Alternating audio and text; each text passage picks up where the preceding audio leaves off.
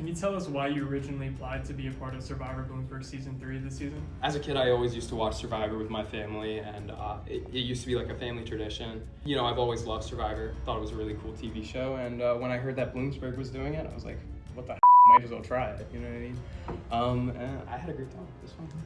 In episode 1, the first activity was the island hopping, where you had about 30 seconds to get trios standing in various hula hoops.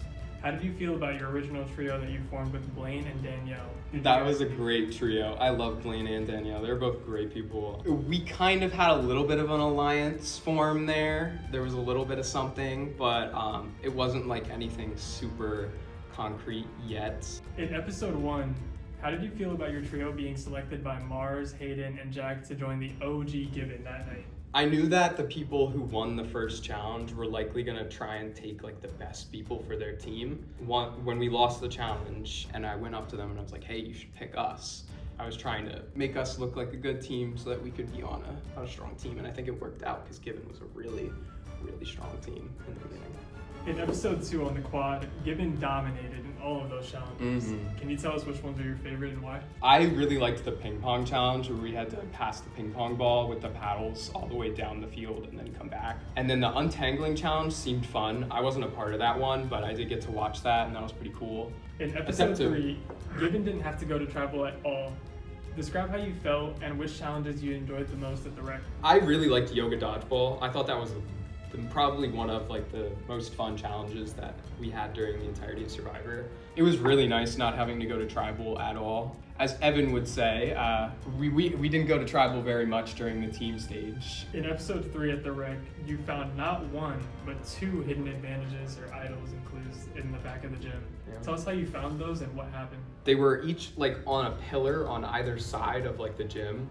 And I saw the first one when we all came into the room because we were like right next to it, and I tried to like just kind of discreetly grab it, and then I got to thinking, I was like, okay, well, if there's one on this pillar, probably one on the other side. By the time you got to episode 4, back in the ballroom, did you have any alliances that you had created since episode 1 had filmed, and if so, with whom?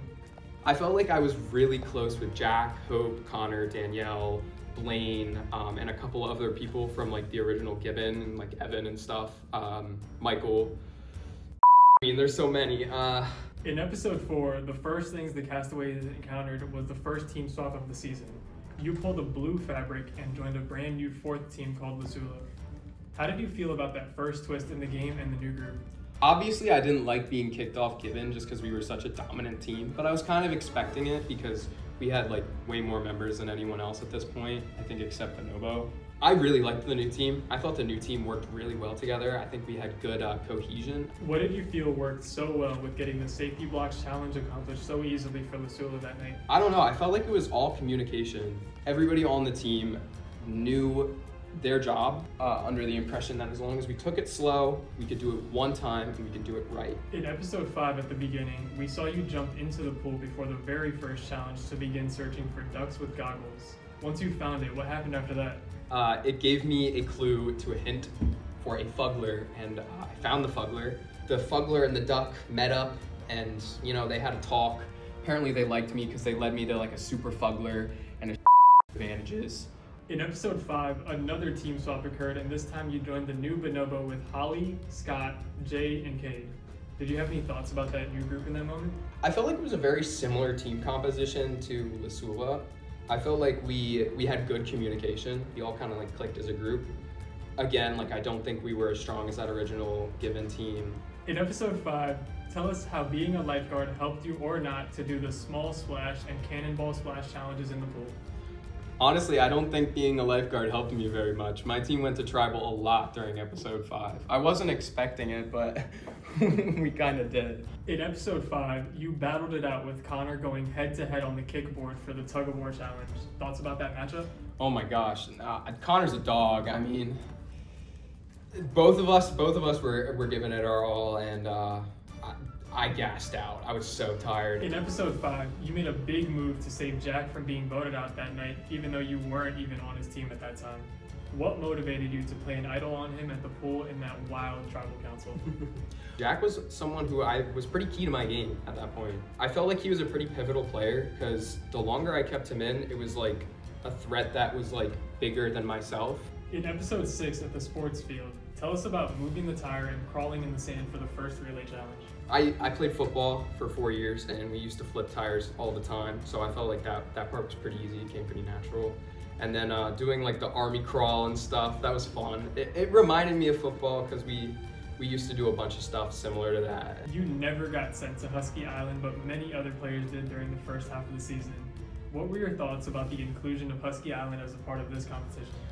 I think Husky Island was a great addition. I think it gave players who may have not had as strong of like a social game, got voted off in general, it gave them a second chance to come back and basically like prove that, you know what, hey, like I'm meant to be in this game still. In episode 7 at the Redmond Stadium, what were your favorite challenges and why? I'd say my favorite challenge of the night was the running challenge. It was tough. It actually gassed me out, like genuinely. In episode 8, your squid squad won the life-size checkers and then you battled it out for a win in nut stacking. Tell us your strategies and how you felt about those two. I didn't want to particularly take anyone out on the other team. I just wanted to kind of reach the other end of the board, become a king, and like kind of guarantee myself staying in the challenge until that like second part. In episode 8, you displayed excellent balance skills on the beam with the clear cylinder and ping pong ball. How did you outlast all the others in the challenge? I used to have a slack line in my backyard that we used to actually like walk across all the time. It's one thing that I'm pretty confident in is my balance. You had found the Gribbet Duck Goggles Fuggler right before episode 8 had begun. Right.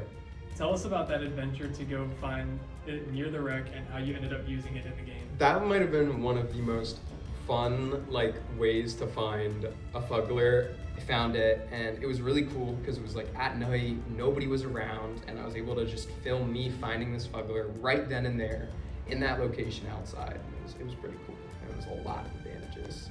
How did you end up choosing Gino Serafini as your friend for the Special Friends episode? What made you two work so well together? Gene's my dog, dude. Are you kidding? Like, I knew Gene is not only a physical threat, but also a puzzle threat. Like, mans can do anything. In episode 9, you and Gino won the Badminton Immunity Challenge after he also won the Dead Bug Wall Press Challenge for you. How did that make you feel? As soon as it was an endurance challenge, and it was something to do with like muscle determination and like mental toughness, I knew Gino was taking it. You made some moves in the game that some people may or may not have been aware of or were counter to what your alliance was planning to do with the votes. Walk us through some of the decisions you made that set you apart. I was the one who kept flipping. And I think that kind of became more obvious towards the end because I was kind of like ants in my pants about getting Jack out of the game. In episode 10, with only 8 players left in the game, you came first place for the immunity challenge, Hungry Hungry Monkeys. How did you manage to end up with only 1 ball left in the triangular territory? I was just thinking, all right, I am going to continually move to all 3 corners of my triangle so that way I can cover all of the space in my triangle and just keep pushing stuff out as I go around. And that way, if anything else comes into my circle, if someone else pushes something into my circle, I'll be able to feel it and just smack it away. In episode 10, with only 7 players left in the game, the OG Gibbon decided to keep the last Bonobo player, which was Scott, and voted out you instead. Did you feel the moment you lost the necklace that was your time running out in the game? Yeah, the writing was kind of on the wall. I was hoping that I wouldn't get backstabbed and that I would be able to make it to that final 5 because I was confident if I could last the next round or 2, I could probably win the last couple of challenges and make it to the end. You mentioned in your pre-game videos back in August that you were the best negotiator we'll ever meet. Walk us through how you negotiated your way with others in the game. Instead of trying to convince them to do what you want, you listen to them and you kind of have to validate their ideas as well because you obviously should be. Also, make sure to just a little bit subconsciously plant what you want into their head as well. You also mentioned in your pregame videos back in August that you always ask for extra pickles on the side. I do. It's true. I love extra pickles. Do you have any other favorite menu requests as we reflect on your interests? The blow pops were really, really good. I love the blow pops. Fruit roll-ups, also a crowd favorite. Flavor blasted goldfish. Brilliant. Now that you are the 11th member of this season's jury, what are you looking for in the winner?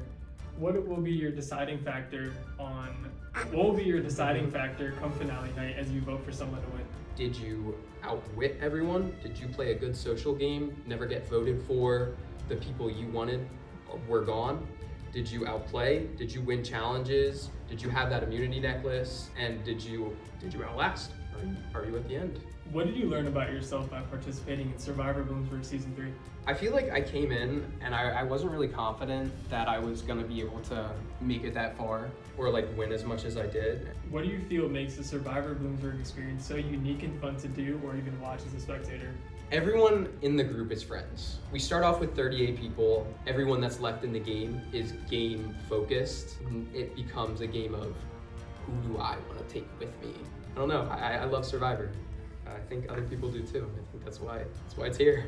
Is there anyone you'd like to thank who was supporting you in this campus competition, like family, friends, others? Any shout outs? I want to shout out literally everyone who played because I think I had such a fun time, like with literally everyone. I want to shout out my parents. They convinced me that I should apply. I wasn't going to, but I want to shout out my grandmother. I love my grandmother. I love you, Uma. I want to shout out my other grandmother. Yeah, I love you, Grandma. I love you all. I want to shout out Gene. Thanks for coming out and playing with me, bro. You did shout out GK, and I want to shout out all of you guys because thank you for taking your Tuesdays to Survivor. If you could tell other students why they should consider applying for next year's Survivor Bloomsburg Season 4, what would you tell them? Well, I'd tell them if you're poor, there's a $1,000 reward, and I feel like that's gonna make a lot of people join.